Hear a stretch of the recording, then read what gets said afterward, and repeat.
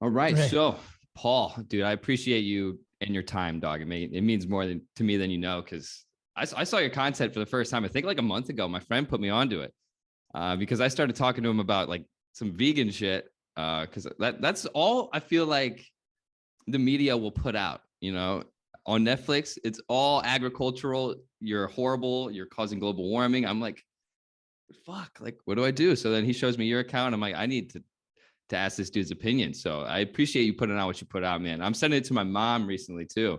And my mom's like, what? Plants are bad? So yeah, definitely appreciate you being here, bro. Man, it's good to be here. It's just, there's a lot of like brain explosion emojis going on for people. Yeah, And, yeah.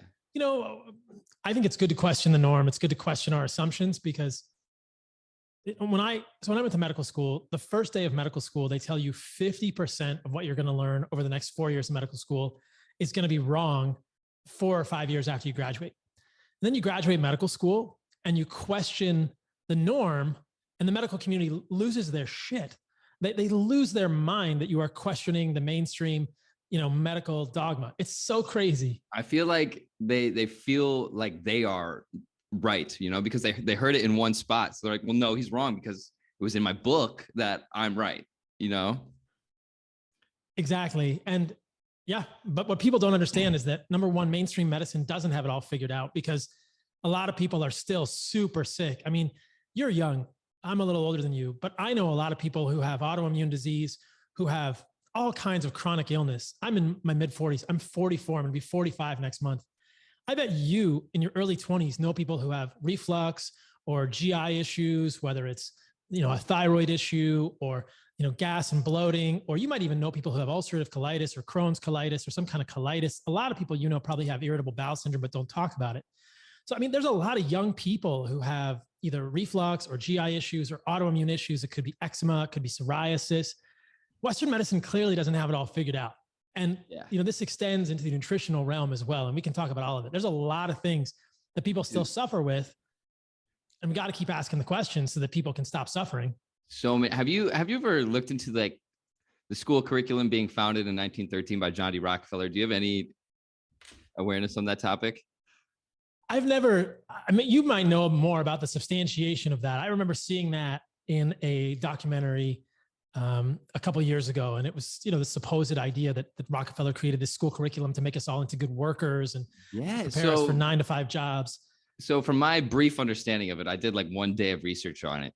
He basically eliminated all of holistic healings from the curriculum because he found out that you could heal with petro-based like pills. So he can make money off of all of his petroleum because he was an oil guy.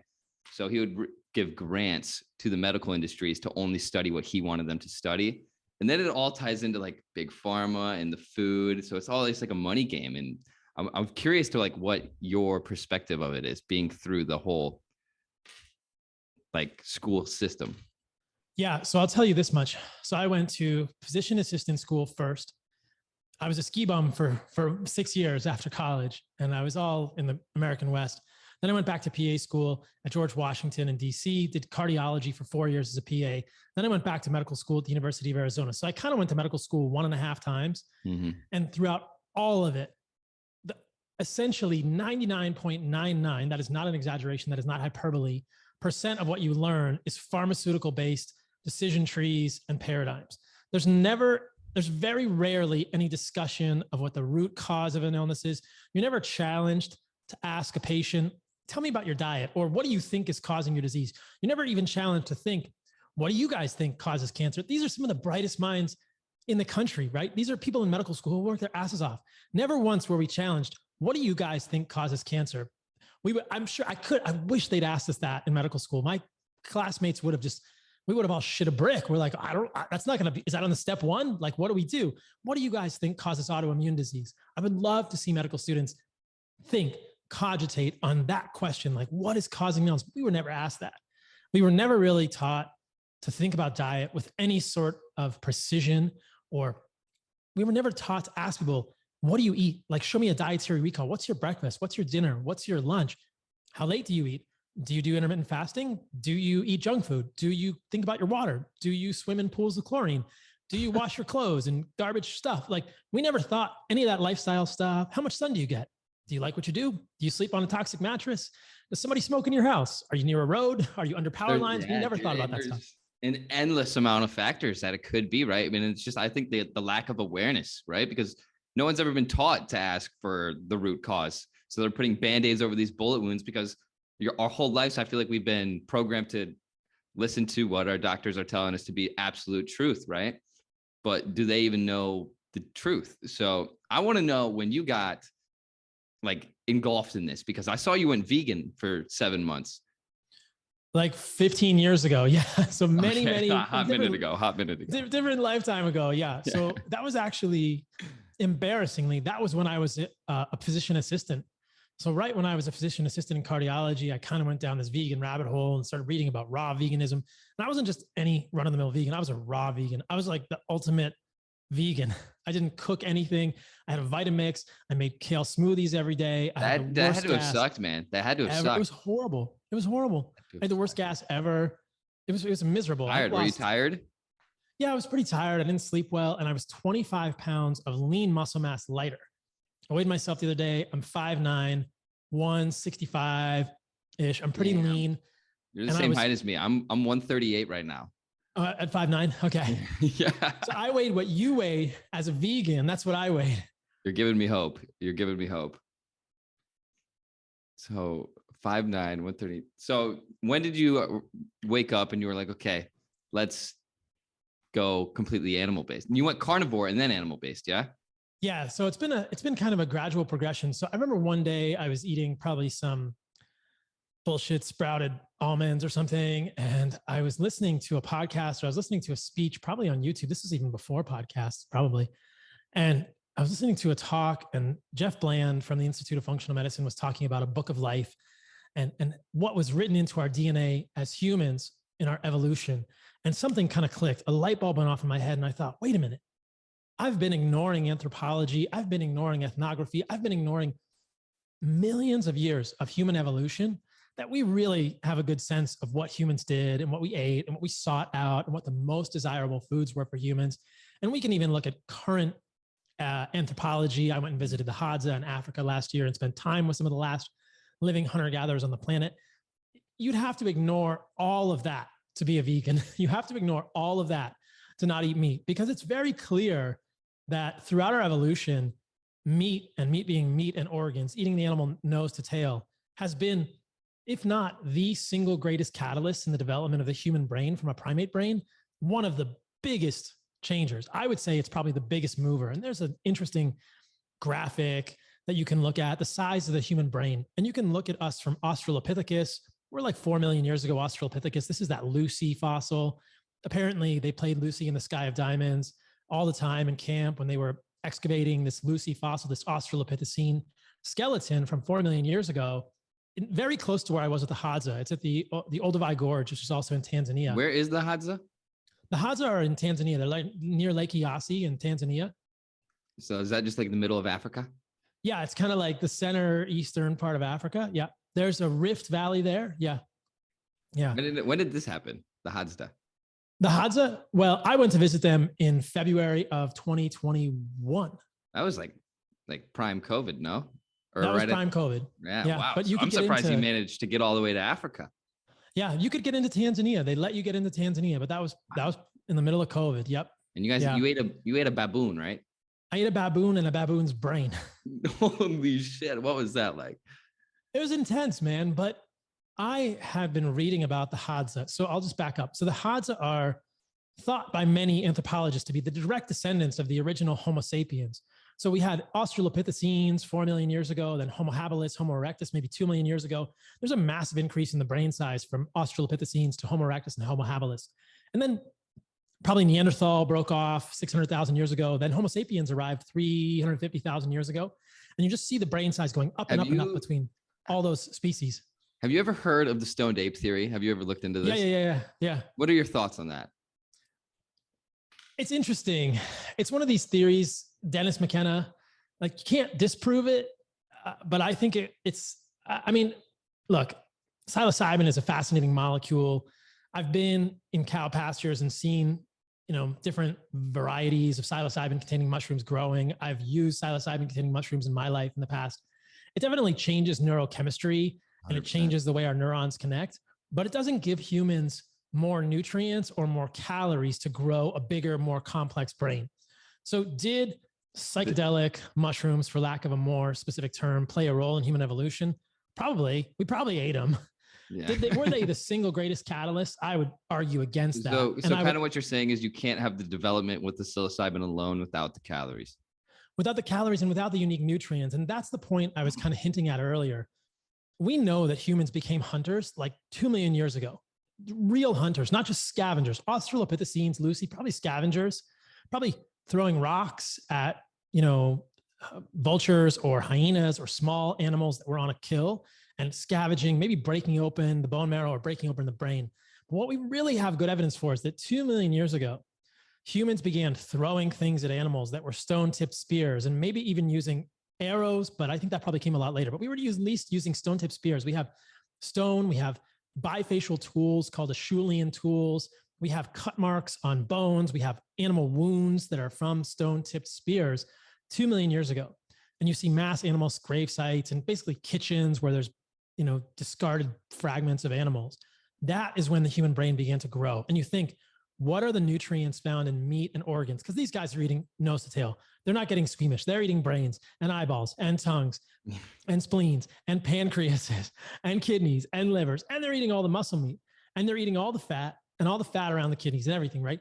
And yeah, nowadays, when you look at the average American, the only meat they're getting is from like Subway.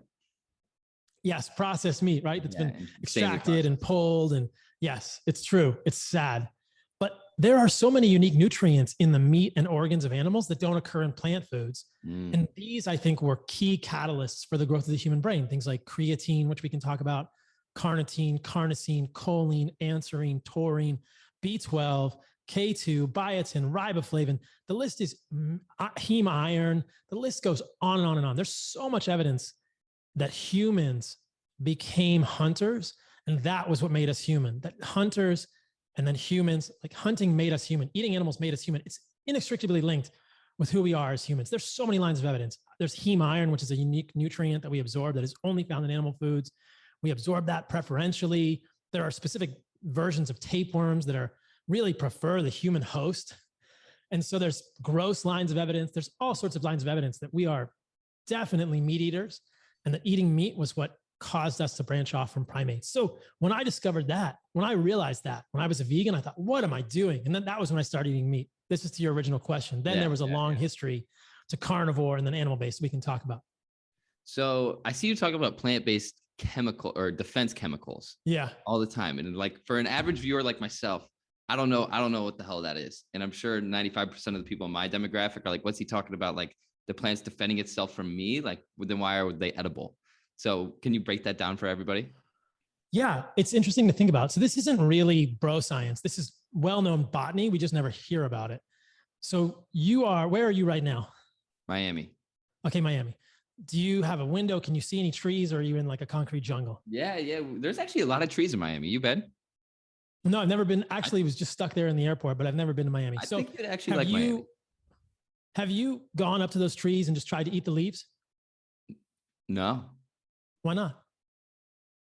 No primal instinct in me tells me to climb the tree. No primal instinct to eat the leaves. Yeah. What do you think would happen if you eat those leaves? You might do this experiment, but I can save you the horror. Like you're going to get sick. You're going to vomit. You might die. So less than 20% of all plants on the planet are edible. And when we say plants are edible, it doesn't mean they're good for us. It just means they won't kill you, right? That's like, if we have something like an edible mushroom, there's a very small number of mushrooms, which are obviously a fungus, different type of kingdom than plants, but very small number of fungi won't kill you. And we call those edible. So edible just means it won't kill you. Doesn't mean it's good for you. Even a lot of edible things can cause issues if you eat too many of them. Have you ever heard of this plant called sorrel? It's kind of this, I don't know if I'd call it like a hipster green. In the Pacific Northwest, we had a lot of sorrel. I did my residency at the University of Washington in Seattle.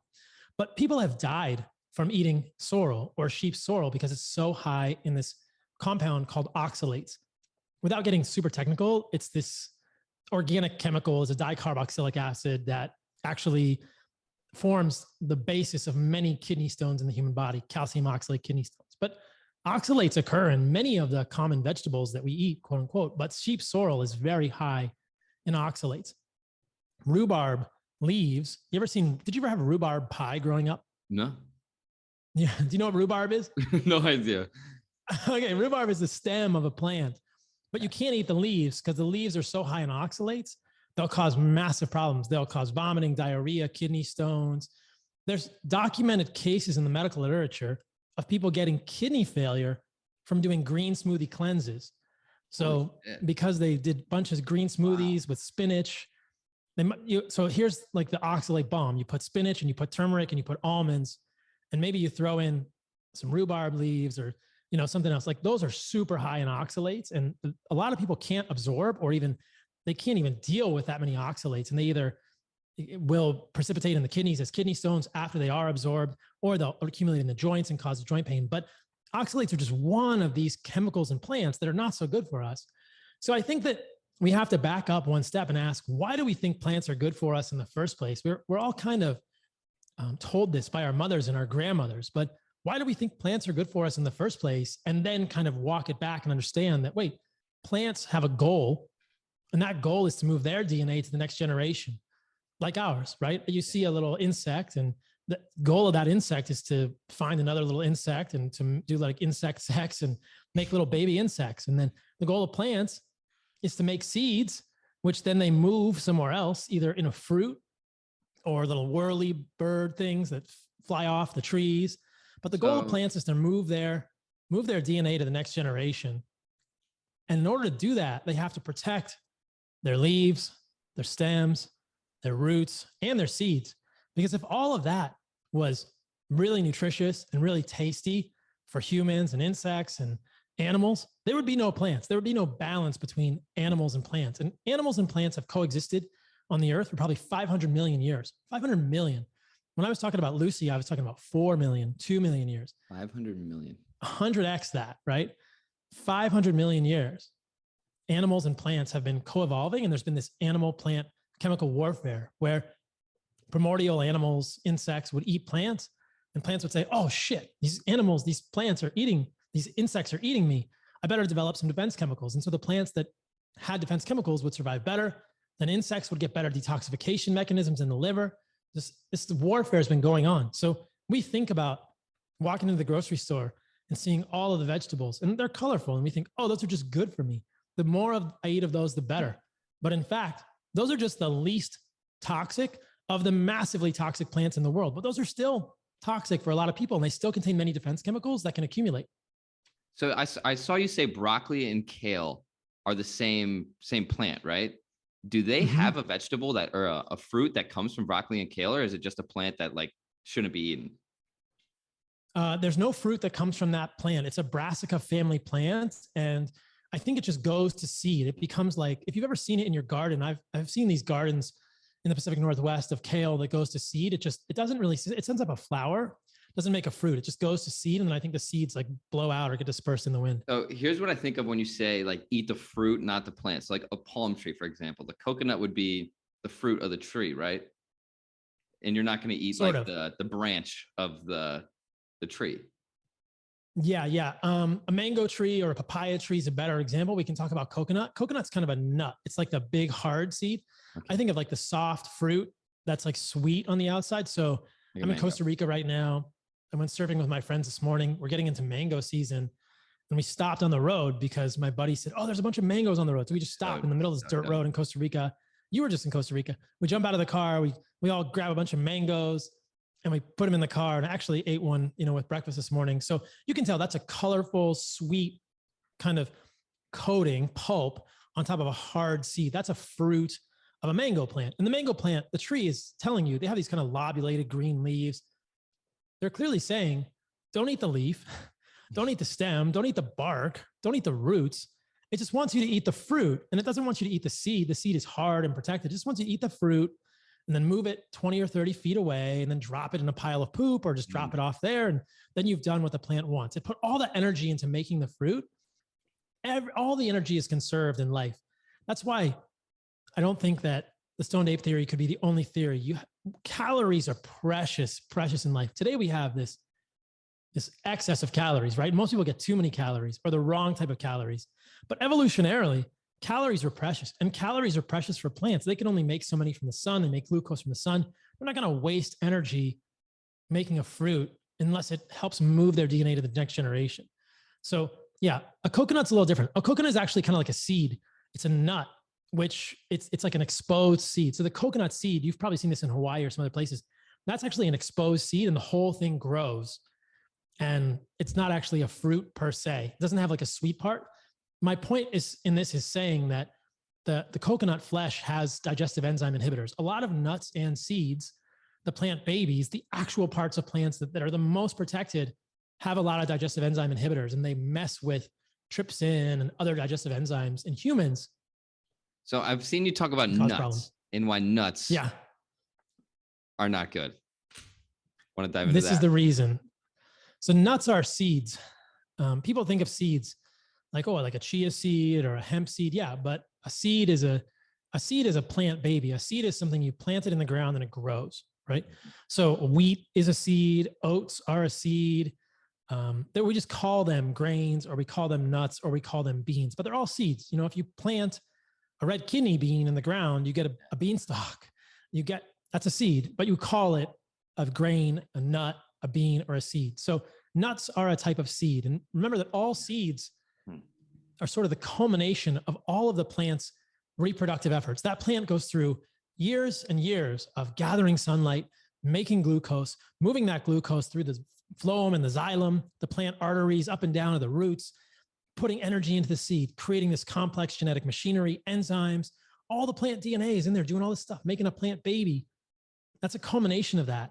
But if those are just little pieces of candy, if those are essentially the equivalent of a Skittle for an animal and they can just eat them with no problems, then that plant's never going to pass its DNA to the next generation. It'll go extinct. So where do you think there are tons and tons of defense chemicals in the seeds, and these are the digestive enzyme inhibitors primarily. Okay. So where do you think in like our history we started eating seeds like we are today? Like we are today, or when we started eating seeds in general? In general. So I think that humans have probably eaten seeds for thousands and thousands of years, hundreds of thousands of years. But I think that we've treated them as survival food, not as optimal celebratory food. And I saw this with the Hadza. So like I said, I went to Tanzania, I went to Lake Eyasi and spent 2 weeks living with the Hadza. I hunted with them. I was with them from dawn to dusk and saw everything they were doing. They ate 0 vegetables. Well, that's not true. The women ate one set of tubers when we asked them to go dig this one tuber called equa, because we wanted to see them dig a tuber. And technically that's a root, so it's a vegetable. Okay. They ate 0 plant leaves. They ate 0 plant seeds. How much water do they drink? They don't drink a ton. I've heard that. They don't drink a ton. Which makes me confused, because Americans and myself drink a fuck ton of water. I know, man. I think you can drink too much water. We can bookmark that and come back to it. Okay. But so the Hadza don't eat a lot of seeds, but I think that they will eat seeds if they're starving. What they celebrate is meat and organs. We've asked the Hadza, I have videos of this. Other people have done the same thing. They get the exact same answer. What is the best day of your life? They will answer the day that I kill, the day that I hunt and kill the biggest animal, and then bring it back and celebrate with my tribe. And they want an impala, they want an eland, they want something big. And those are pretty scarce now, right? Yeah, they are, because the Hadza hunting lands are being encroached upon by other tribes, the Datoga, the Maasai, or pastoralists. They never say, oh, it's a really good day when I get to go eat some baobab seeds, or when I get to go eat some pumpkins. They don't get excited about pumpkin seeds. I mean, generally they don't eat seeds unless they are starving. If they haven't had a successful hunt for days, they might go get the seeds, but they're survival food. So I think humans are adaptable, right? Technically, we're not really built exactly like a carnivorous cat. We're not really a lion or a tiger. Our digestive system is more like a dog. But tell you what, dogs, wolves, if you give them a plate of vegetables and a plate of seeds and a plate of nuts and a plate of sweet potatoes, and even a plate of fruit, and then you put a plate of meat next to it, they're just gonna eat the meat. Yeah. That's all they're gonna eat. I have multiple dogs, and I'm not saying humans are the same as dogs, but you get the idea. Like, we are omnivores, but we are omnivores that always seek meat and organs first. We don't really have a requirement or even a necessity to eat vegetables or plant matter. What we can do is, in times of starvation, use plant matter use vegetables as survival food, but it's really not good for us long term. And I don't think it enables or creates, I don't think it manifests optimal health in humans, because you are always going to have these plant defense chemicals as a negative. You might get some calories out of that plant food. It's not going to be as easy to get as animal food in terms of caloric input versus output. You're not going to get as much of a return, but you can get a little bit of calories out of the plant food, maybe to make it till tomorrow. Maybe you'll get a successful hunt. Maybe you'll get a little stomach ache. Maybe you'll get a little diarrhea. Maybe you'll get a little nausea. Maybe you won't feel much, but there's plant defense chemicals in there, but it's survival food at best. Yeah, so that's my perspective on nuts. Essentially what you're saying is if you don't need to eat plants, vegetables, or seeds to essentially survive, you don't need to. Exactly. Exactly. Okay. It's kind of intuitive. So imagine that you and I are in a tribe and we can teleport ourselves to Africa or wherever you want to go, but somewhere near the equator, preferably where it's warm and there's animals still that we can hunt. Like, what are you going to be excited about?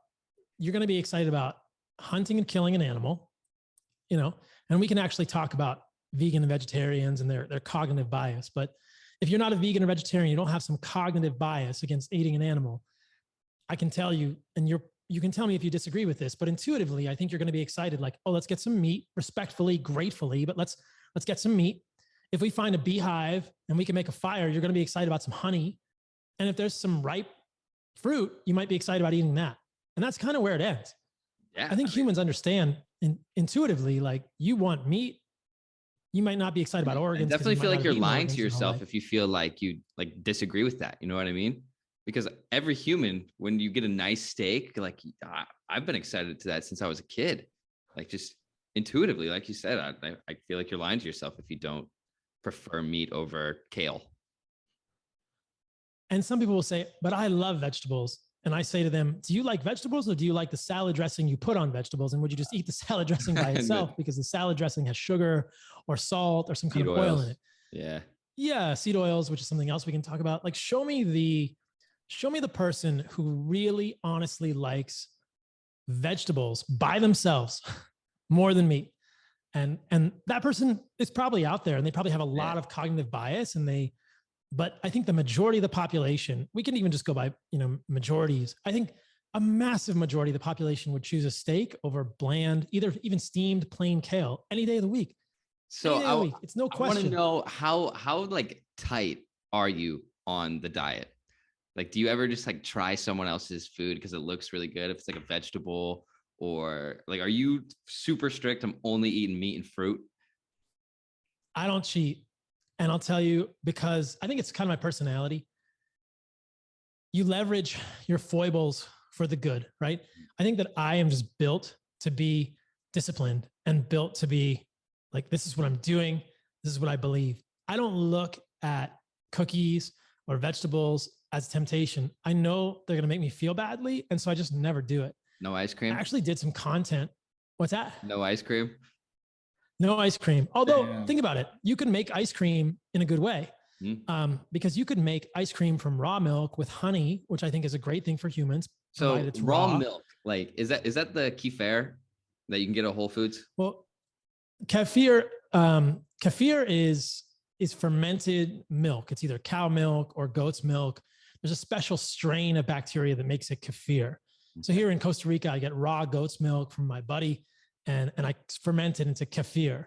And you can take different cultures and make yogurt. You have to heat the yogurt to make yogurt. Kefir, you can just make without heating it. So it can be like an unpasteurized raw dairy. I like kefir better than milk because it has less lactose, and I am lactose intolerant. So I will get like an issue in my stomach if I drink too much lactose. But I've experimented with dairy over the course of my strict carnivore diet, which was only meat and organs. And then I've had issues. And then most recently, when I reintroduced, I have had no issues, no recurrence of my eczema, which is the original reason that I did a carnivore diet, was my eczema, my autoimmune disease, no issues with dairy. So I really enjoy having it in my diet, butter, dairy, that kind of stuff. I had eczema when I was younger, but I was drinking warm milk like 3 times a day. And then when I stopped doing that, it went away. So do you think it was just like, it would be interesting to see. Have you tried raw milk? I'm trying the kefir, but that's it. I don't know where to get raw milk. So like, here's something we can ask. to people that live in a city like Miami, or there probably is accessible liver here, but I have no idea where to get it. Where I have no idea where these things can get, like I can get them, like raw milk, liver, kidney. So all these people who don't have access to a farmer, where would you say to go? Because I did see that you posted this video about Walmart, the $3 tube of ground beef, and that I've always been very like skeptical about how the animal is treated and the quality of the meat, if there's a correlation. Absolutely. And so what I was trying to do with that video in Walmart was to show people this is cliche, but no, don't let perfect be the enemy of good.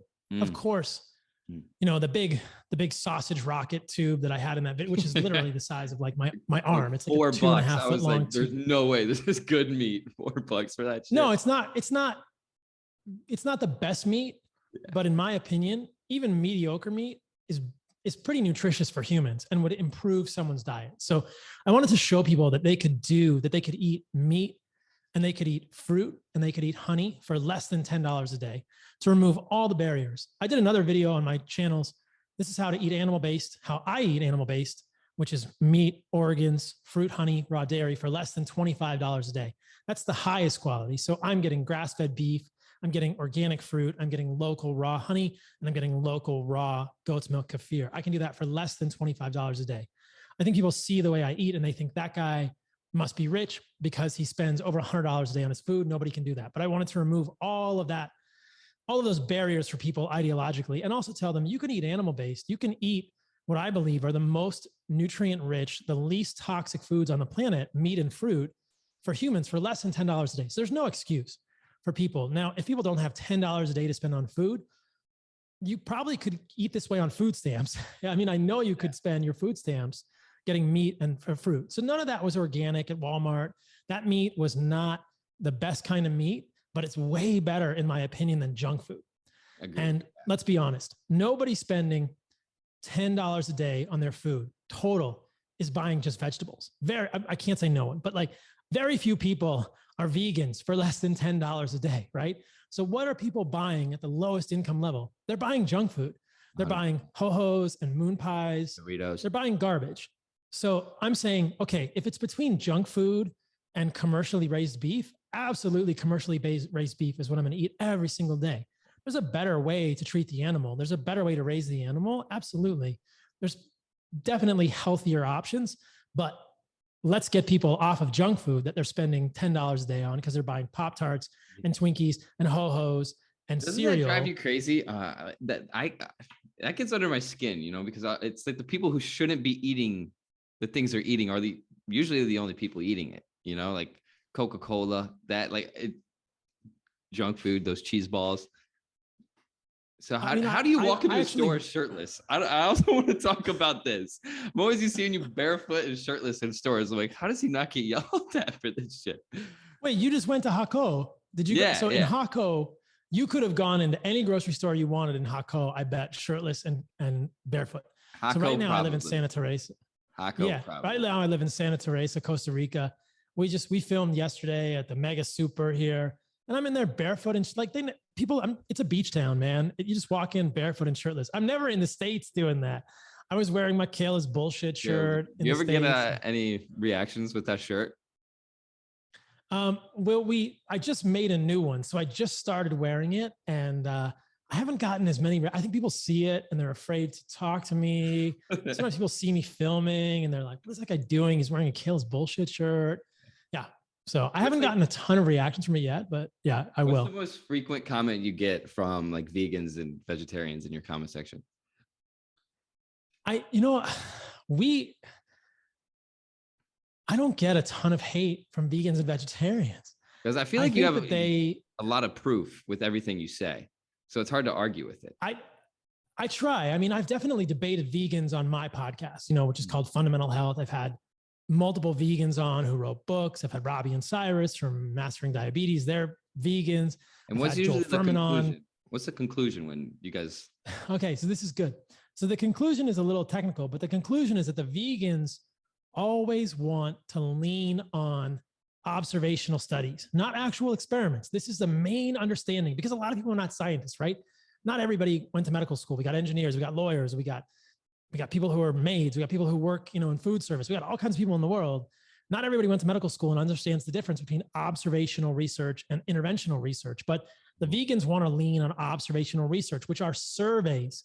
They don't actually do an experiment. They give a survey to 100,000 people and say, what did you eat over the last 5 years? And they say, oh, this group of people ate more eggs and they have worse health outcomes. Therefore, eggs are causing worse health outcomes. Well, maybe the people who eat more eggs are also eating syrup and pancakes with the eggs, right? Because how many people in the general public eat eggs without pancake and syrup? Or how many people go to a barbecue that maybe your circle is different than a general circle in the United States, but you got to figure they're taking a swath. The average American, generally in these studies, how many people go to a barbecue and eat meat and don't eat a brownie or a cookie or a Coca-Cola or an ice cream, right? So the foods that I advocate for, meat primarily or eggs, tend to associate historically with other bad foods because people have been told for 70 years, hey, meat is bad for you. So people are like, hey, I'm a rebel, I'm going to eat meat. They go to McDonald's. What do you get at McDonald's? You don't just get hamburgers at McDonald's. You get hamburgers on a bun with sugar. You get secret sauce, if it's a Big Mac, which has seed oils. You get fries that are cooked in vegetable oil. Yeah, you get fries that are cooked in vegetable oil, and you get a Coca-Cola, and then maybe you get an ice cream. And so the vegan studies, or not the vegan studies, but these observational studies are going to look at that and say, this guy eats more meat. He has more propensity to get diabetes. Well, that's probably because of the things he was eating with the meat. Yeah, he never eats observational meat studies just alone by itself. Yeah. They can't differentiate those. And I will counter that with the vegans and say, look at these interventional studies. There are studies like this. The vegans just don't want to talk about them, where they take people, 100, 200 people with diabetes. They can't do 100,000 people because this is an actual interventional trial. It's much harder to do. 200 people with diabetes, they give them 8 ounces, half a pound of red meat per day, the most vilified type of meat, half a pound more red meat per day. And they take away some grain-based carbohydrates and everything gets better. Inflammatory markers get better. Their diabetes gets better. They need less insulin or less diabetes medications, but the vegans don't want to talk about those studies. They want to just talk about the observational studies that are done in the United States. But they also ignore the fact that if you look at observational studies done in Asia, it's a very different story. So there's a very large study that I've talked about many times with over 240,000 people from Thailand and China and Japan. And the men that eat the most red meat in that study, this is observational, the men that eat the most red meat have the lowest rates of heart disease. And the women that eat the most red meat have the lowest rates of breast cancer.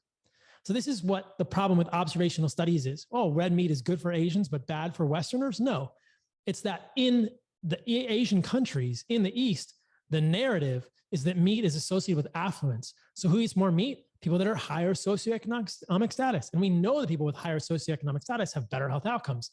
They go to the doctor more regularly. They get breast exams, they get mammograms, they get colonoscopies, right? They do all these things. People with higher socioeconomic status have better health outcomes. So in the States, it's a complete opposite. The people who eat more meat are the rebels. They smoke more, they drink more, they're more obese, they exercise less, they don't play tennis on Sunday with their friends.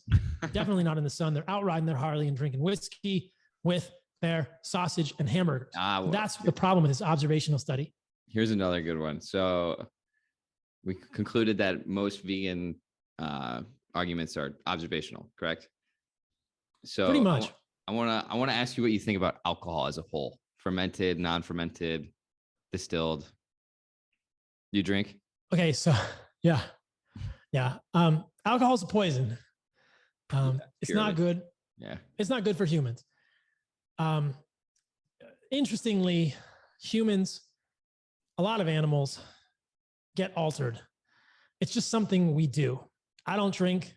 I don't judge people who choose to drink, but I think if somebody chooses to drink, know that you're poisoning yourself. It's essentially like smoking a few cigarettes here and there, right? If you drink on the weekends, you might as well be smoking a few cigarettes. Not exactly the same mechanisms, but it's poison. Your body has a little bit of an ability to detoxify some poisons. You can drink a few drinks on the weekends. Your liver will metabolize it. It may not affect your long-term quality of life or your health, but there is a tipping point at which your body can no longer detoxify that. There is a tipping point at which you can only smoke so many cigarettes a week before you actually start to irreversibly damage your lungs and cause problems. And who knows what that number is? It's probably different between different people. The same thing with alcohol. It's clearly a toxin, but we get exposed to a lot of toxins. I mean, I drive my car on the highway and I'm breathing exhaust from other cars. Yeah. It's, my body can detoxify it, but I choose to not use alcohol because it doesn't serve me. And so I think people want to be given a pass to do things that are vices, but I don't really believe in that philosophically. I think, why would I consciously, intentionally let something into my life that prevents me from expressing my highest form? I think that we all have really a responsibility, but an ability to become a really cool version of ourselves, to be the kindest, most empathetic. This sounds cheesy, but you get it. Smartest, clearest thinking human that we can be. And if alcohol prevents you from being that, then why would you do that? So that's the way I think about it. I feel like a lot of it has to do with social pressures, especially people under the age of 30. It's at every occasion now. Like my parents, every time they're with their friends, there's not an occasion where there's not vodka, so it's just everyone's doing it and no one wants to be the outlier and not do it. So it's a predicament. Yeah. It's a predicament. So this is something that I've been thinking about recently. I think that the quality of our lives are determined by the intentionality with which we live them. So the more intention that we put into our life, in food, in lifestyle, in the friends we keep, in the way that we sleep and eat and take care of ourselves, the better we are as humans. The healthier we are, the better our life gets. But a lot of times we have to intentionally, if we are intentional, we break from the norm. If you do what everyone else does, you are going to end up like everyone else, right? You're going to end up probably obese, definitely with some chronic disease, possibly in a marriage or partnership that is not healthy or happy. I mean, it's in every aspect of our lives. If you just go with the flow and do what everyone else does, you end up like everyone else. You'll be stuck in the matrix. You pretty much are stuck in the matrix. You have to intentionally take the red pill. You have to intentionally make choices in your own life. And when you are intentional, 9 out of 10 times, you are going to break from the norm, because most people are still not living intentionally. Maybe people are intentional in some aspect of their lives, but very few people are living intentionally in multiple aspects of their lives. But I think start with one. That's my focus, is helping people start with food and making intentional food choices. Even if someone makes an intentional food choice to go vegan, I think that's better than being in the matrix, because I think that if they will eventually end up in a place that's better for them. Maybe they won't end up carnivore 100%. Or animal based. I think it's addicting. But I think they will end up eating meat again. There's more ex-vegans. There's more ex-vegans than there are vegans. Yeah, I'm ex-vegan. There's too. more. Yeah, right? Yeah. So there's more people who have tried a vegan diet and come back to eating meat, and there are people who are still not eating meat. I think the human brain is built to eat meat. Yeah. Maybe this is a good time to talk about this one study with cognitive bias, but I support people intentionally choosing a vegan diet, because if they have intentionality, they will eventually, I believe, more often than not, come back to something that is healthy and has meat, and that's better than junk food. Yeah. And having meat is better than not having meat. Maybe a part of the learning process, right? Yeah. Because I think self-improvement is pretty addicting. Like you said, starting with food, you'll start craving that feeling that you get by bettering yourself. It just kind of gets you momentum. So then you start going to the gym, and now you're eating better. And now you're consuming better content. So I think it ultimately all comes down to consumption, right? Would you agree? Intentional consumption, intentional choices in your life. When I was back in Austin, Texas recently, and I was talking to a guy at the gym. He recognized me, and I kind of like having these conversations when somebody recognizes me. And he said, yeah, I was doing animal-based and I kind of fell back in my bad habits. And I said, what happened? He said, convenience. And I hear that so often, dude. That's how did you get glass containers into the airport? How do you not get glass containers in the airport? You just put them in your backpack and walk through security. I thought they'd stop you and be like, you can't have food back here. No, you can totally do that. Like I do that every single time. I mean, you should see these videos. I mean, I guess you saw the videos that I had of this. I was like, what the fuck? Does this dude just do whatever he wants? Like, I totally you can do it, do that. Like, yeah, you can do it. I haven't posted, I don't think, the video, but I was on the flight back from Texas to Costa Rica, and here I am sitting in my airplane seat, and I've got these 2 glass containers of food in front of me. I got a big container of burgers and a big container of fruit. You got a backpack dedicated to food. I do. I do, man. But what is a higher priority for me than being fed well while I'm traveling? Yeah, I mean, I've got my laptop in there, which I don't really use on the plane, because if I'm going to watch something or do something, I do it on my cell phone. But I got my cell phone, I got my laptop, and Then I got my food. What else do I need on an airplane, man? It's fine. And so you got to carry on. You got 2 carry-ons, bro. That's true. Damn, I'm going to Hawaii in 12 days. So I'm going to have to pack some food. So it's just that I think that for a lot of people, I really want to drive this point home. Convenience is the enemy of your optimal health. Convenience is the enemy of you expressing the highest version of yourself. If you do what everyone else does, you end up like everyone else. And that's why I'm so disciplined about it. I feel better not ever varying. I could easily go to the airport and say, you know what? I'm flying first class today. They're going to have food on the flight. And they did. They had these focaccia sandwiches with chicken, but you read the ingredients and it's preservatives and vegetable oils. And then there was a vegetarian one. It's the list. I mean, you can see on the video when I posted, the ingredient list is a mile long. Dude, it's nuts. A mile long. So like, that's not intentional. I could have said like, you know what, it's okay, no big deal. But I didn't want to do that. I wanted to be the best version of myself. And that's what I choose to do all the time. So you can do that. And I think people let convenience rule their life way too much. I agree, bro. It happens to me sometimes too. But what I started a little shift in my mindset is looking at these little conveniences kind of just as like a little test. And every single time I pass a test, there's just like, it's not a real test, but it's just little dopamine receptors go off in my brain every time I stick to what I said I was going to do. And then that builds momentum and you show up to everything better. Dopamine is fascinating. I know my friend Andrew Huberman's been talking about this a lot. I think about it a ton too. Crazy psychologist, right? He's great. Yeah. He's super smart guy. So I think that we live in a world driven by dopamine. And that's obviously an oversimplification 100%. Of the neurochemistry and the neurobiology. We have other neurotransmitters, serotonin, acetylcholine, whatever. Yeah. But these cell phones, this is a dopamine snack all day long. Dopamine snack. And so it's a great way to put it. It's a dopamine. And so we're constantly looking for that dopamine on social media. I took Instagram off my phone. It's only on my computer. I took TikTok off my phone. I don't want to snack on those things. I want to be intentional about the way that I use social media. It's a trap too, man, because these algorithms know more about us than we know about ourselves, man. Like they're literally designed to keep you on that as long as they can. And they're really good at it, dude. They're really fucking good at it, man. They're really good at it, dude. Really good.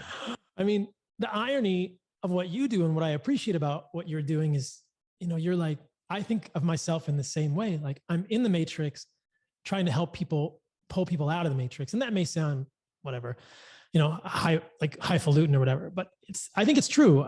I got deleted from Instagram during the pandemic and I came back because I thought, I want to go back in the matrix. I want people to get out of this matrix. And if I can produce content, if you can produce content that helps people think differently or become more intentional, then we're doing good things. I agree. I feel like there's really no way around it, in today's world. Like if it's going to be there, you might as well utilize it, right? For something, because there's really no escaping it. I feel like denying parts of the world, you're denying parts of yourself in a sense. So if your intentions are pure, and obviously you and mine are, then, but the crazy thing is how many people are totally unaware. They'll scroll and scroll and scroll and scroll, and then 6 hours go by and they're like, oh shit. This will happen to me sometimes, because I'll be scrolling and I'm like, 6 hours? Dude, people have like 10-hour screen times a day. What? Dude, I know. Like mine's probably 4 or 5 hours. And that's me being conscious of how much time I'm spending on my phone. So, I mean, man, like the people who I was in Ohio. So I moved to Miami first week of 2021. So winters in Ohio, not fun.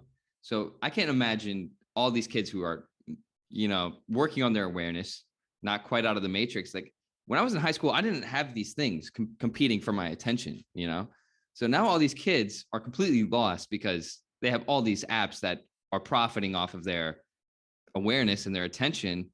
And they don't know what to do with themselves because they see all these people successful on the internet and they're getting told to go vegan. They're getting told to go carnivore. So it's like, everyone's fucking confused because they're comparing themselves to entrepreneurs who have made it, vegans, carnivores. And it's just, I think that's a real pandemic. I don't know if you saw my video on it, but the lack of purpose in today's world is tremendous. That's what I think you're right, dude. I think you're absolutely right. So Yeah, check this out. So when I was with the Hadza, they were some of the happiest people that I've ever been around. They're so content and they have nothing. They sleep on the dirt in thatched grass huts and they're nomadic. They don't have phones. They're not perfect. They've been influenced by our society, but their happiness is based upon, are they warm? Are they dry? Are they with their tribe? And they have something to eat?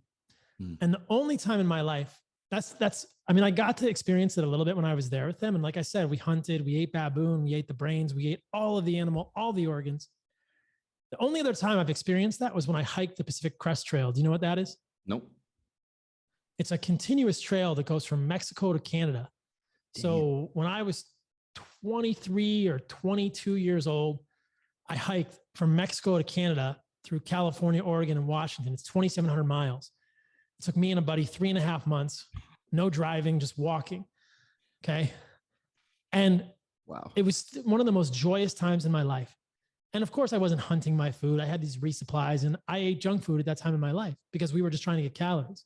But it was so joyous because all I had to do, I had a purpose. I knew my purpose. My purpose was to get up and walk, and to stay dry and to stay warm and to not drown in a creek that I was crossing, and I got to see mountains and the horizon was always changing. It was an adventure every single day. It was so joyous. And I think you're absolutely right. I think that as humans, if we don't have a purpose, if we don't have some deeper meaning, and again, this sounds super cheesy, but it's super true, we're lost. And there's all kinds of information and all kinds of little dopamine snacks that'll help us.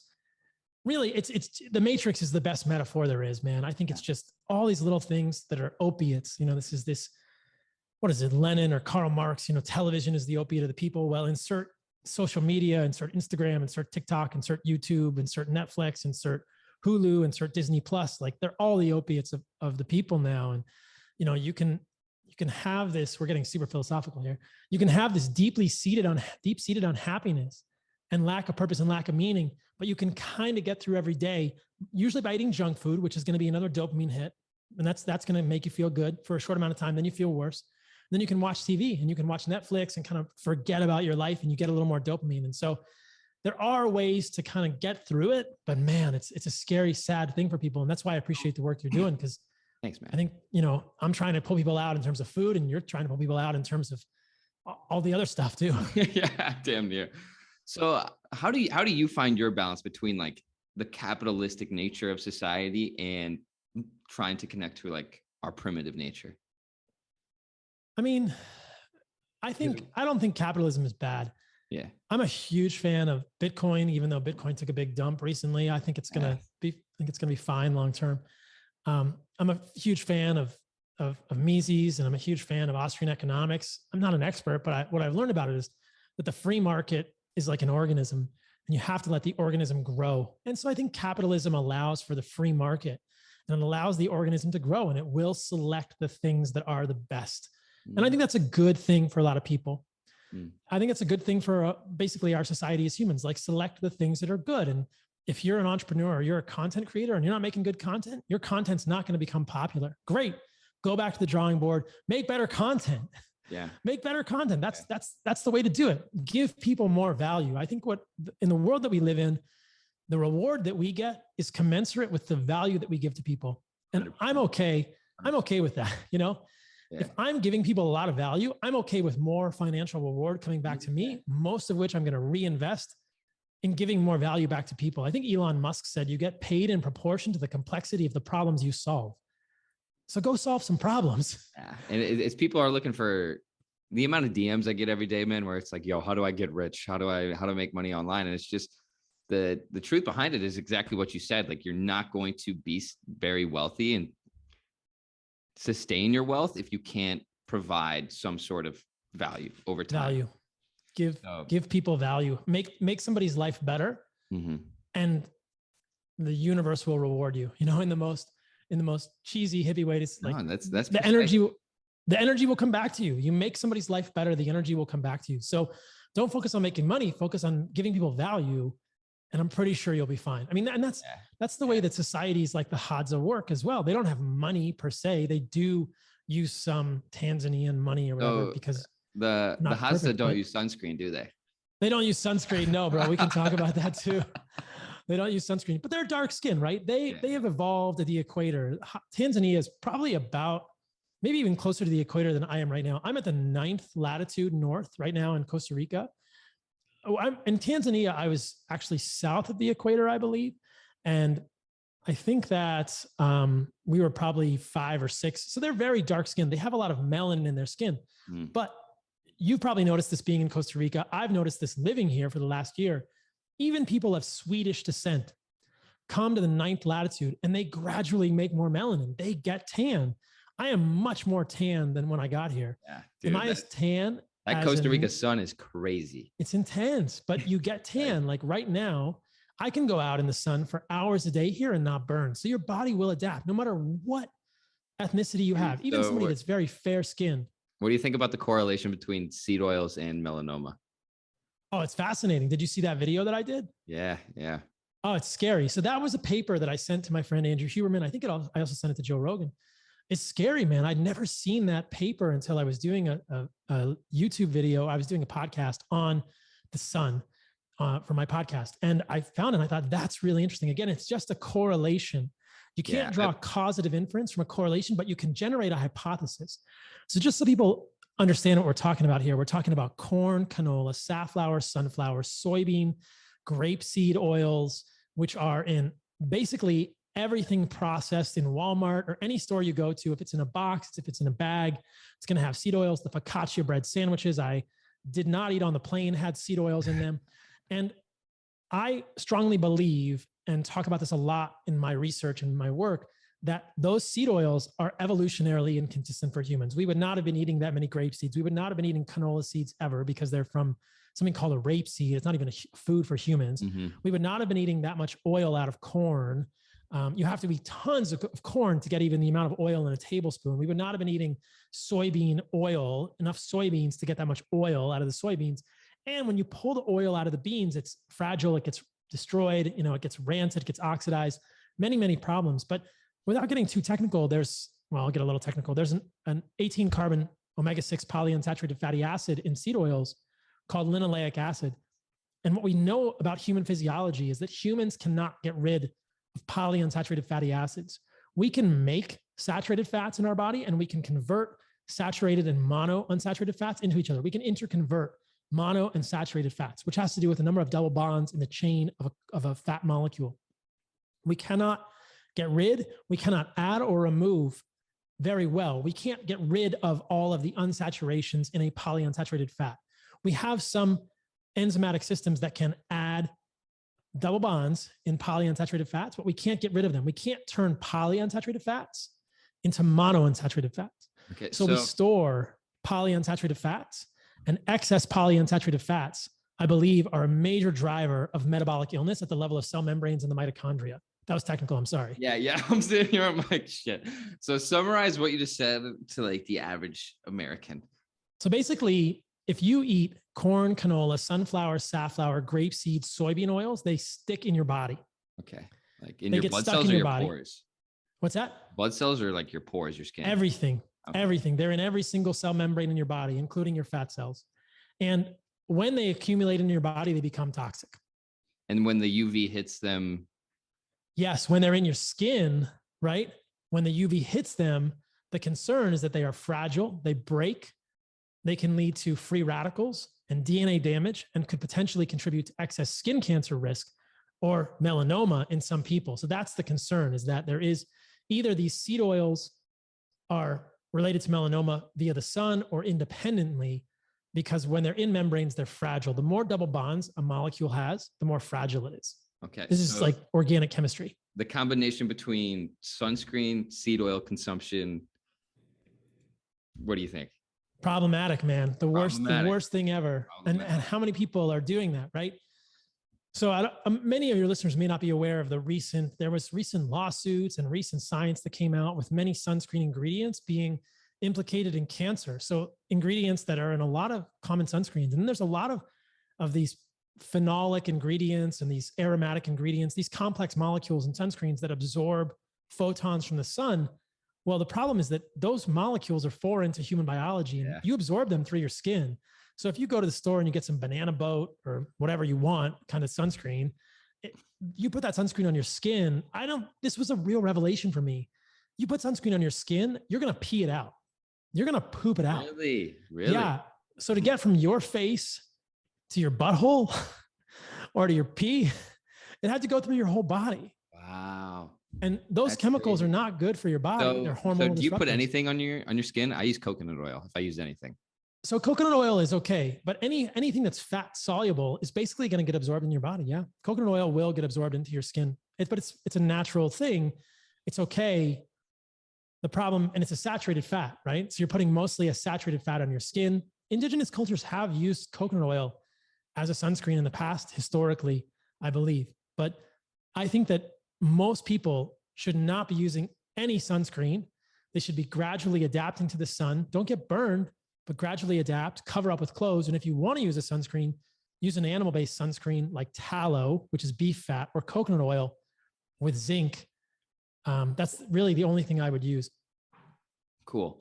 All right. So if you had one thing to say to every person in America, what would it be? Don't let convenience become the enemy of optimal health. You know, it's this idea that you must be intentional. If you're not intentional, you are in the matrix. That's a TikTok reel right there. Yeah. It's very well said. Yeah. You've got to be there. Yeah. And Cool. I think it starts with diet, man. I think it starts with food.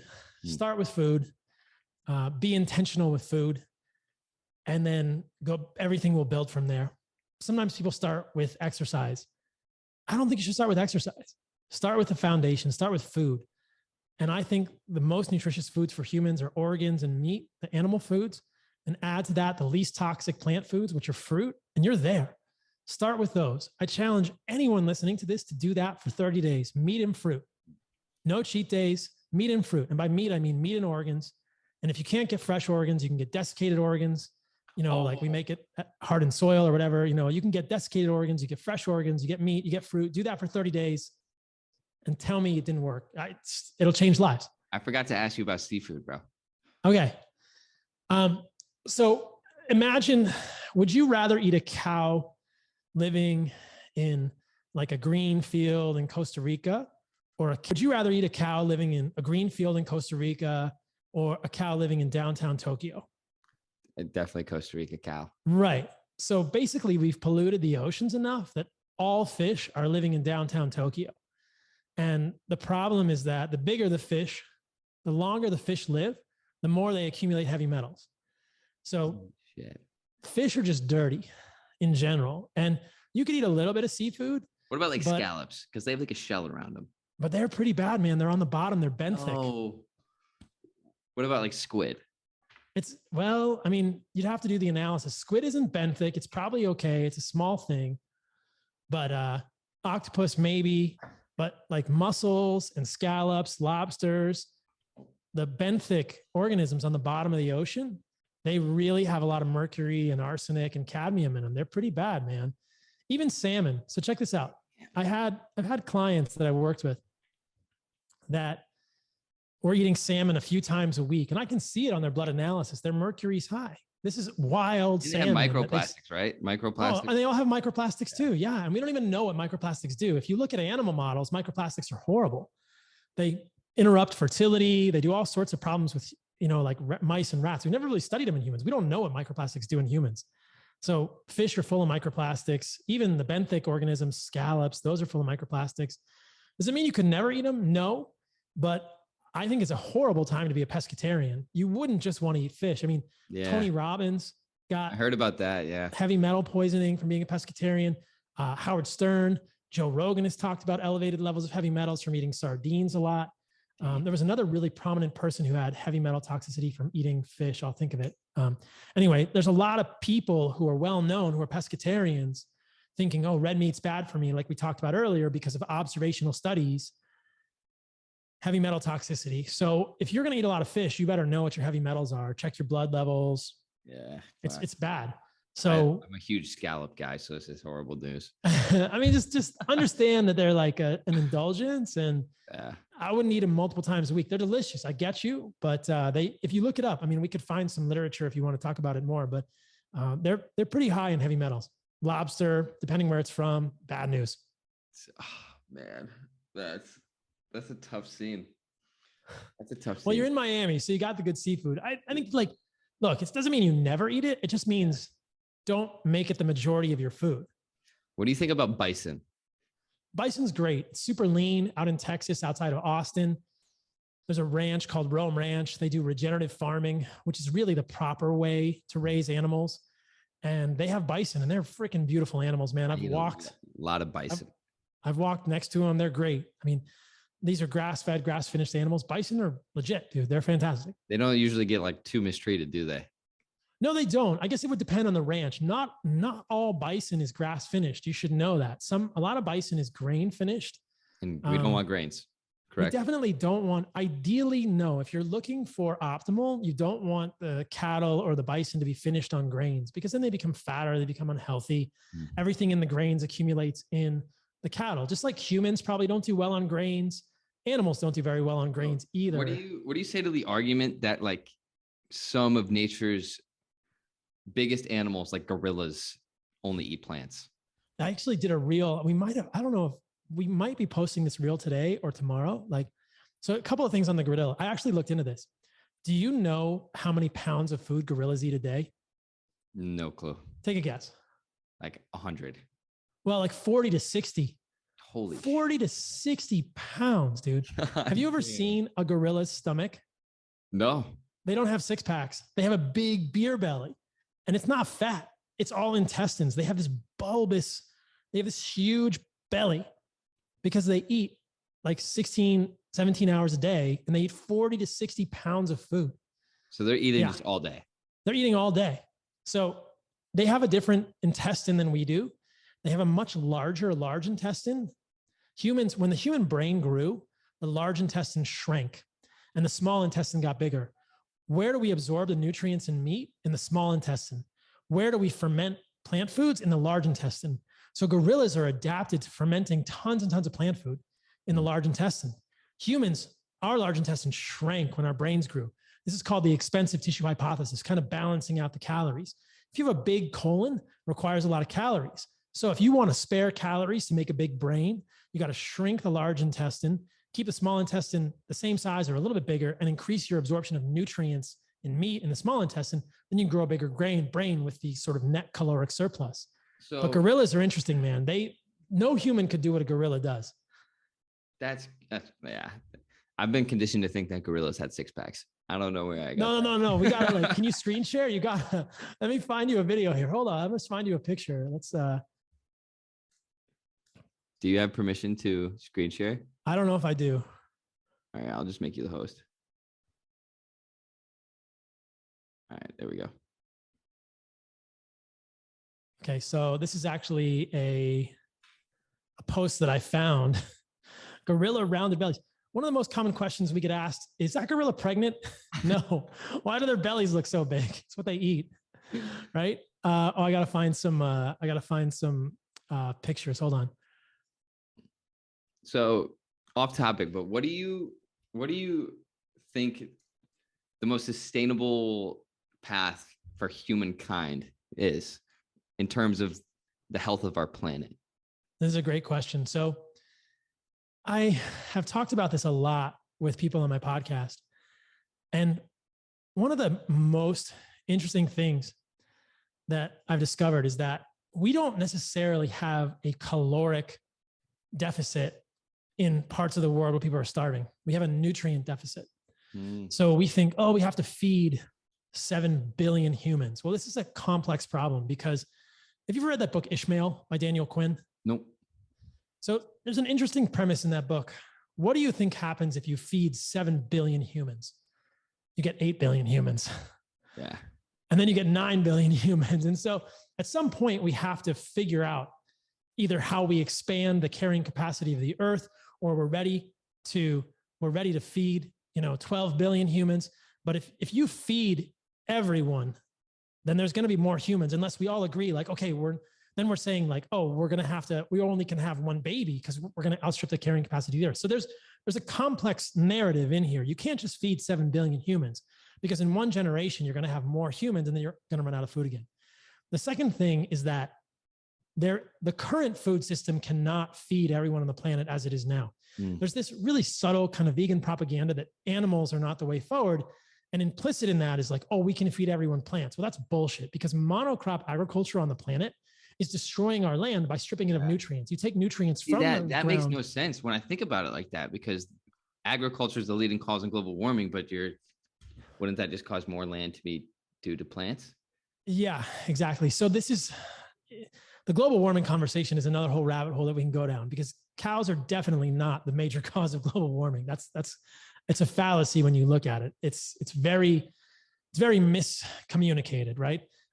Cows in the United States, cow agriculture, or I should say animal agriculture and plant agriculture, produce the same amount of carbon in the US. So animal and plant agriculture, they both produce about 3% of our carbon emissions in the United States, 28% transportation, communications, like electricity generation, travel, all those, like the big industries, those are the major producers of carbon dioxide in the United States. This is EPA data from 2016. I can show you a graphic. It's not even debated. So there's like a whole misconstrued narrative here. But I think that what people don't understand is that if you want to grow food on land, you must have animals and plants on the land. You cannot just grow plants.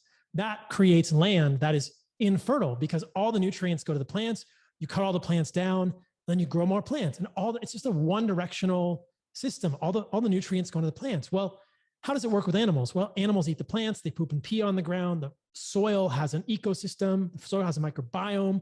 There's so much more biodiversity on a regenerative farm where there are cows eating grass, pooping and peeing. You see birds, you see bugs, you see worms, you see dung beetles, you see, small animals, you see foxes, you see rabbits, you see voles, you see, in a monocropped field, which no one has been to, right? You see nothing. You see rows of corn, and there's no biodiversity, because in order to do the corn, they had to till the ground, which released carbon. That soil is very infertile. They have to use synthetic fertilizer. There's really no or very few voles or mice or rabbits, because they killed them all when they tilled the field. There's no birds because there's no bugs, because they sprayed a bunch of pesticides on that corn. There's nothing there. It's monospecies agriculture. That's death. Wow. It's death. So we can't do that. But that's what people think. That's like the implicit idea, right? That's the alternative, right? We do plants, we do animals. No. So why do you think they put out the propaganda that cows are the reason behind global warming? I think that it's driven. So if I had to guess, I think it's driven by profiteering. And this is a controversial statement, but here's the thing. You don't see any cattle ranchers driving Lamborghinis or Ferraris. This is not a lucrative business. Meat is expensive to make. Those cows take years to make, So at Heart and Soil, we make these desiccated organ supplements for people that can't eat organs fresh or don't want to. Well, we can't just go to a laboratory and make more livers or hearts. We have to wait for cows in New Zealand that are fed grass and finished on grass to grow. So we can't just make more synthetic organs. We can't. So is there a scarcity in Heart and Soil? Like what's your guys' supply? No, we got a good supply chain, because there's a lot of these cows in New Zealand. But for some organs that are precious, like we've been out of uterus and ovaries. So we have a supplement called Her Package, which is uterus, ovaries, and fallopian tubes for women. And it's really hard to get cow ovaries. I have never heard of that. Well, have you heard of our one with testicle in it? The whole package? That one's really popular. No. You've never seen me eat testicle, dude? I do it all the time. Yeah. I mean, I see you love to eat testicle, and it makes me laugh, but. Yeah. So we have a supplement with testicle, and we have a pretty good supply of testicles. That one's called Whole Package, but the uterus and the ovaries have been hard to source. So we're trying to get this. This is like thousands of women on the waiting list to get this other supplement. And what's the benefit to eating testicle? So, man, it actually increases your libido. So it definitely has testosterone, has cofactors. You think about it. Everything you need to make a testicle is in a testicle. Everything you need to make a testicle is not in a piece of kale or a piece of spinach or broccoli. Like, that's a testicle.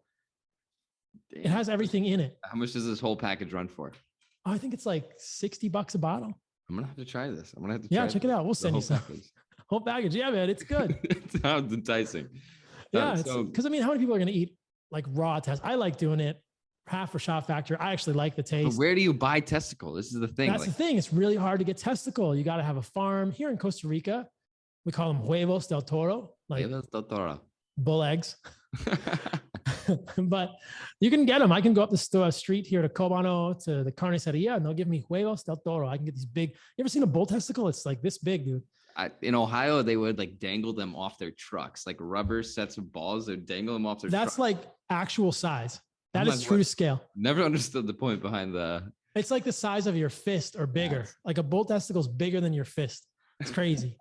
So, but you know, it's nutrients for, and it's, I mean, man, whether you're eating fresh testicles or taking like whole package from Heart and Soil supplements, the reviews we get are insane. Guys have better libido, better erections, better gym performance. Okay, great. That's fantastic. I think that a lot of men and women are deficient in a lot of these nutrients, which is why I believe so much in the organs. But you can't just go and grow a cow in a lab. We have to wait for these things to be grown. It takes time, but you can make synthetic supplements in a lab. It's not the same thing. So this is just to say that if you want to grow a cow, it takes years and the cattle farmers are not getting rich. But what has a high profit margin? Synthetic plant food, junk food, right? Soylent Green, Beyond Burgers, you know, plant-based burgers have a crazy good margin because it's garbage processed food. Soy protein doesn't get absorbed the same as regular protein does, correct? It definitely does not. There's a system that we use called the DIAS, the digestible indispensable amino acid score, and plant protein is about half as bioavailable as animal protein. This isn't to say you couldn't eat double the amount of plant protein, but then you're going to miss all the other stuff in animals that we talked about earlier: creatine, carnitine, choline, anserine, taurine, K2, B12, right? All these things. But there are vegan bodybuilders who get big. They're probably using steroids or exogenous testosterone. You can get protein from plants. You have to eat twice as much. It's less bioavailable. You're going to fart more. There's more anti-nutrients, and you're going to miss all those other important nutrients, which are needed to make brains and hormones and testicles and libido and all the good things that make humans vital and healthy and happy and fertile. So this is the problem. So if you're just talking about the protein conversation, which the vegans will try and do, you have to be honest about the bioavailability of the protein. Yeah, you could eat twice as much vegan pea protein, but you're going to fart a lot. That pea protein used up a bunch of land. That was a monocrop. It used up a bunch of water. It's not the best use of the protein. And the pea protein doesn't have creatine, carnitine, blah, blah, blah, blah, blah, all these other important animal-based nutrients that really make you kick ass like a beef protein would. Preferably just get it in real food. So people need to understand that. I think that a lot of the push for plant-based foods is based on margins. You do see some vegans saying, just eat kale. Well, great. You know, nobody's getting rich telling you to eat kale either.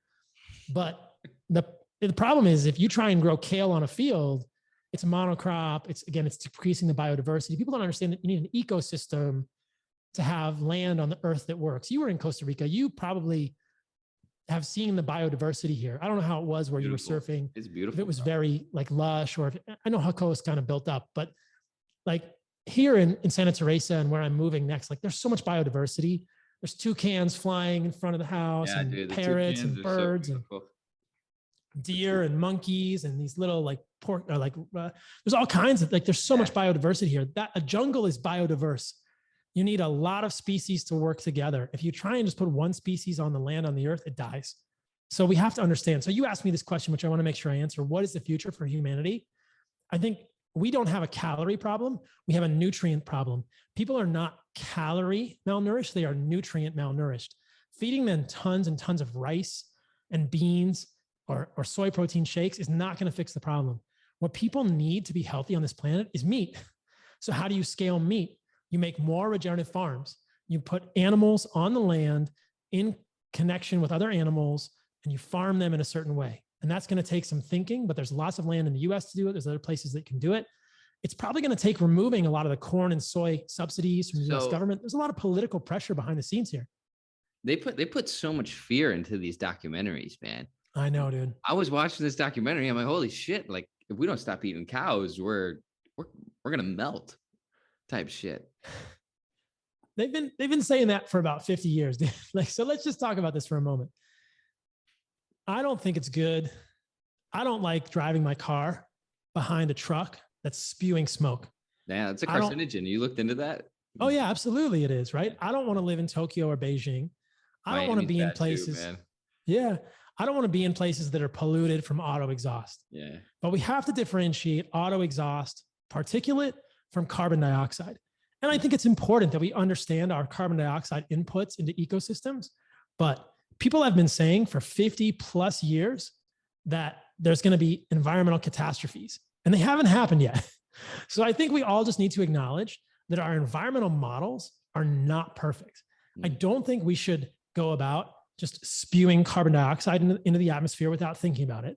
I don't think we should go about spewing particulate into the atmosphere, which is even worse than carbon dioxide, into the atmosphere without thinking about it. But I also think we need to understand and accept that our environmental models are flawed.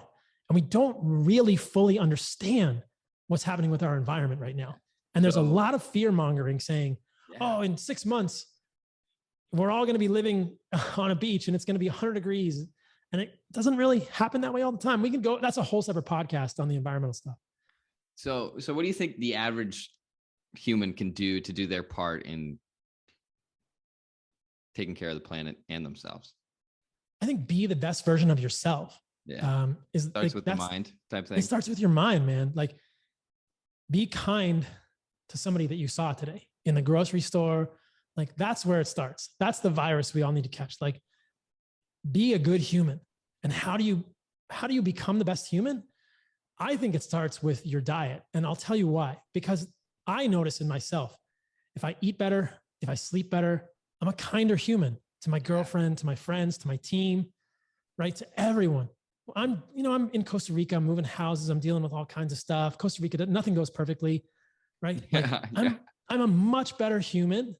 I'm much more kind to people I meet when I sleep better and I eat better. And so I think you got to have like this is what I meant earlier when I said, I think we all need to be the best version of ourselves, the kindest version of ourselves to people. And that's where it starts. Just start with that simple thing. But when I don't sleep well and I don't eat well, I'm a whole different person, man. It's really hard to be kind, to be patient, to be mindful. That's tricky. Yeah. So I think people also, there is this sort of plant-based vegan argument that it's cruel to eat animals. And I think eating animals is the most compassionate thing we can do for most other life forms on this planet, because it allows us to be healthy humans who treat each other with kindness. When we are eating animals, we should respect that incredibly nutrient-rich food. If more of us hunted, I just got back from Texas where I did a hunting trip and I killed an antelope, black buck antelope, with a gun. Sometimes I hunt with a rifle, sometimes I hunt with a bow.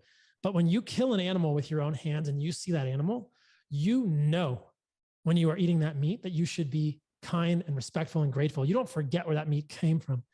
We're removed from that process. The Hadza get to hunt. They know the story of every animal they've eaten. And so they're going to be much more grateful for that meat. So we're not grateful enough for the food that we get because we don't understand the struggle it took to get it. We're removed from fundamentally human activities. So my hope is that podcasts like this and the work that I do or the work that you do can serve as a reminder to people to be grateful for the nourishment, but realize that animal foods are the best blessing that you can give to anyone else around you because they allow you to be a better version of yourself, stronger, more courageous, smarter. We know that giving vegetarians creatine makes them smarter, Alex. Really?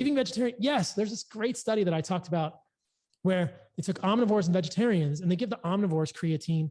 They don't really get much smarter. They give the vegetarians creatine. They get smarter because they were creatine deficient, and we need creatine in meat for our brains to function properly.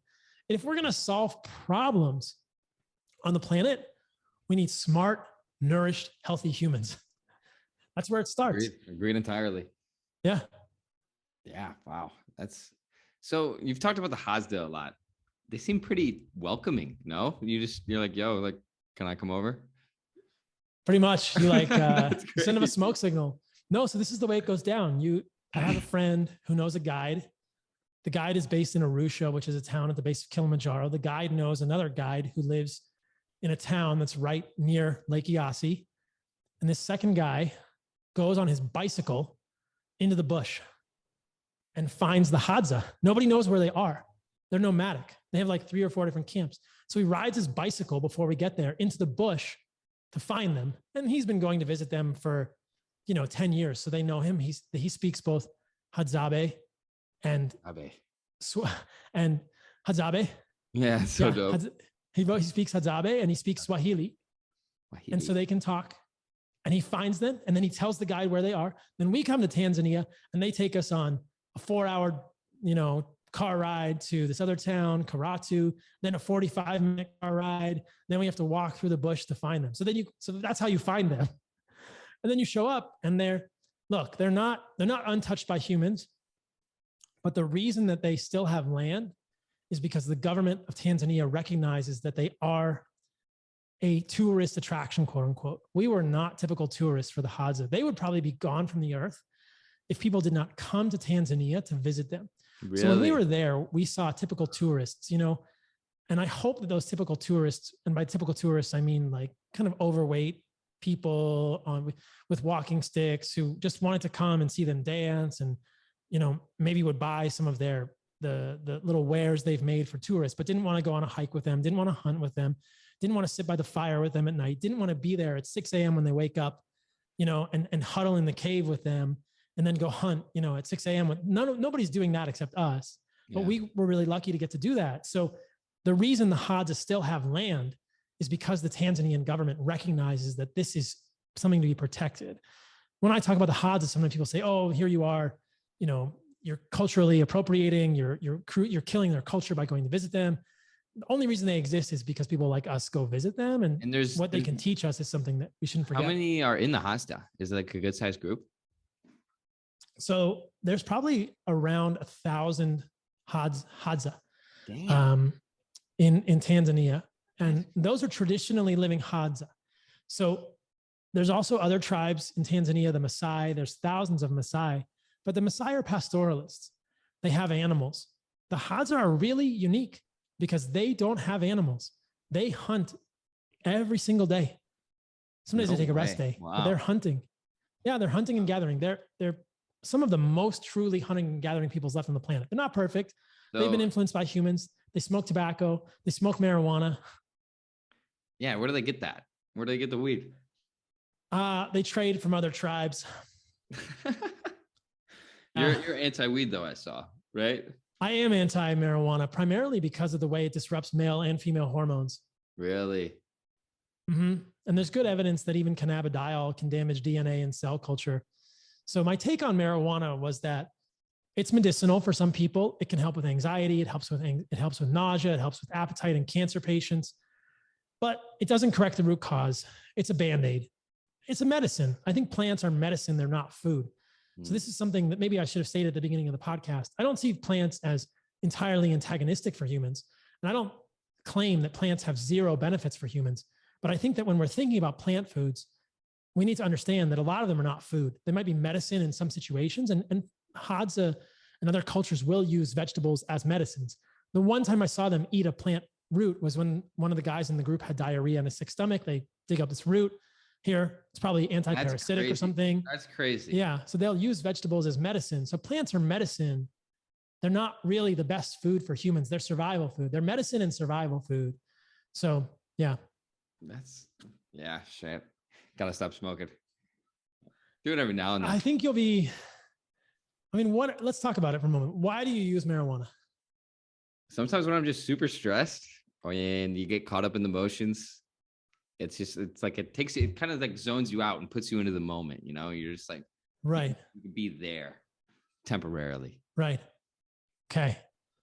Do you think that it would be better to develop a tool like meditation or breath work that you could use long-term to get to the root cause of the stress, or to understand the mental patterns that got you to the stress state? Would that be better than marijuana? 100%. Your answer is valid no matter what you say. No, 100%. I used to, I stopped smoking because in high school I was addicted. You ever hear of a dab pen? Yeah. So those were very, very, very accessible when I was in high school. And like, this is like a potency of THC that like probably shouldn't be a thing, like 95%. Those are super potent, right? Oh, 95%. Some of them like 98%. So it's just like, and it heats up in seconds because it's in a pen. So like they're super like freebasing. 100. Yeah. So it's unbelievable. So super accessible. The convenience, whenever you want to get high, you can get super high, super quick. So in high school, they were cool. Everyone was using them, and I grew a dependency on them. So I ended up going like maybe 6 months without it. And now I can just do it like occasionally and not feel that dependency. But when I did go clean, I did the Wim Hof meditations. The Wim Hofs were something else, kind of state change. Yeah, you should have a podcast with Wim. There's a lot of things. So here's the thing I say. The next time you're stressed, go jump in a cold plunge, take a cold shower, state change, right? Go exercise, go sit on the grass, go climb a tree. There's all kinds of ways to change your state. I get stressed too, but I like to kind of deconstruct it. And I'm not perfect, dude. I'm freaking far from it. But I'm just saying, like, I try to learn to deconstruct it and think, what am I stressed about right now? Again, it's intentionality, it's mindfulness. But I think you are starting to understand, like, marijuana is just a crutch. It's a Band-Aid. Yep. And it's not getting to the root cause of the problem. Yep. Like, what will serve you better long-term and allow you to do more good work for people is to understand where the stress is coming from and to be able to take care of it without marijuana. Because when you do that, you're also less productive. Some people would say marijuana helps with creativity. Fair enough. But I think you can get creative in a lot of states. 100%. Oh yeah. And I feel like a lot of it is just kind of becoming an awareness of everything. To get really tap into the creativity is just be the observer of everything, not identifying with it. That always helps me. Or the sauna. Saunas are elite when it comes to changing thought patterns, but I don't really smoke much anymore. Just kind of an occasional thing where it calms the body. But yeah, dude, I gotta run, but I had a hell of a time, dude. And more appreciation for your time than you know, dude, and you sharing your knowledge with everyone. Here we go. End with this. Here we go. Look at that gorilla. Tell me that's a 6-pack, bro. Holy shit. Is this like the average gorilla? Do they all look like this? Yeah, they look like this, dude. Wow. I need to go to the zoo again, I guess. Yeah, bro. These are gorilla bellies. Look at that. Oh my gosh. That picture with the dude and the gorillas. That's the funniest thing I've ever seen. This one. Gorilla pose for a selfie. Like, are those real gorillas? I don't know. Yeah, I don't know. That's hilarious. They're looking like they're standing up pretty tall, but like, look at this belly, man. This is how they look. Like so that's all intestine. That's all intestine. Yeah, so it makes sense why they can eat so much damn vegetables. 40 pounds, dude. 40 pounds of stuff. But thanks for having me on, brother. We'll release this on my podcast too. So thank you. It's been fun. It's always fun having conversations with people from different walks of life and getting high level and low level. And I'm glad it was awesome hanging out with you, man. Hopefully we get to surf and Costa Rica soon, brother. I appreciate you, bro. Let's keep in touch, dog. All right, man. Take care, man. See ya. All right. Peace out, bro.